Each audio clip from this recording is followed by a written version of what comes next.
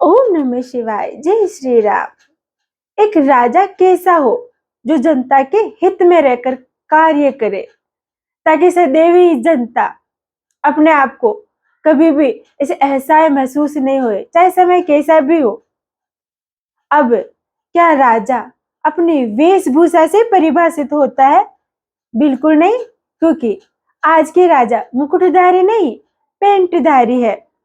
तो राजा केवल अपने वस्त्र या वेशभूषा से परिभाषित नहीं होते, उनके कर्मों के आधार पर अपनी उनकी वेशभूषा चाहे जैसी भी हो, लेकिन राजा एक ऐसा हो जिसकी प्रजा खुशहाल हो। जो प्रजा अपने राजा के गुणगान गाती हो ना, वही राजा सर्वश्रेष्ठ है। अब हमें उम्मीद यही रहती है संकट के समय के हमारे राजा उनके सारे कर्तव्य हमें याद आ जाते हैं कि हमारा राजा ऐसा होना चाहिए, वैसा होना चाहिए। डर नहीं, एक साहस होता है प्रजा के अंदर। तो क्या ऐसा है?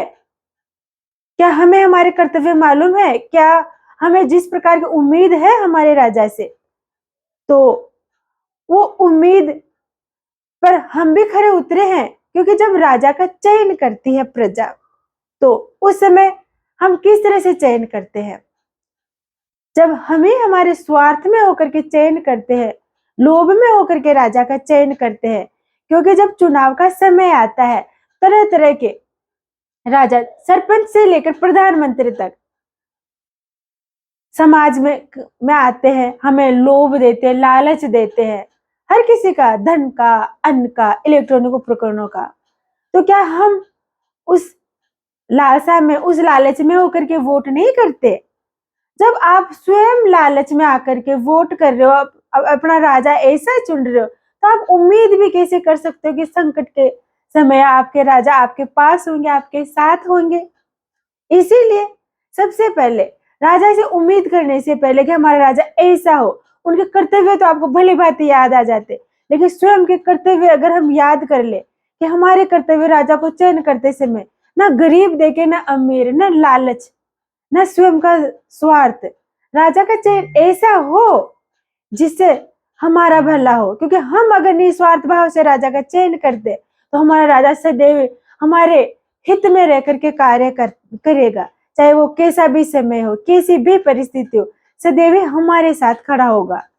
और बिल्कुल राजा हर तरह से, चाहे वो सरपंच से लेकर प्रधानमंत्री, राष्ट्रपति तक, जो जनता के हित में, जो हर पूरे साल भर जो बात करता हो उनको समझे, उनको आभास करे। सोशल मीडिया का जमाना है, आप तक हर बात पहुंचती है, इसलिए अपने अंतरात्मा से राजा का चयन जरूर करें, ताकि आप असहाय नहीं, सदैव अपने अपने आप में इसे हिम्मत, साहस हो के हर मुश्किल से हम निकल सकते हैं, क्योंकि हमारा राजा हमारे साथ है। ओम नमः शिवाय। जय श्री राम।